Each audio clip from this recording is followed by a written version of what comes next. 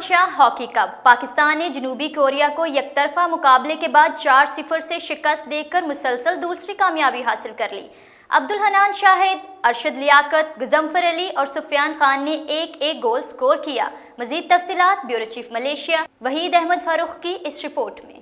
پاکستان نے Sultan Azlan Shah hockey cup میں جنوبی کوریا کو یک طرفہ مقابلے کے بعد 4-0 سے شکست دے کر مسلسل دوسری کامیابی حاصل کر لی۔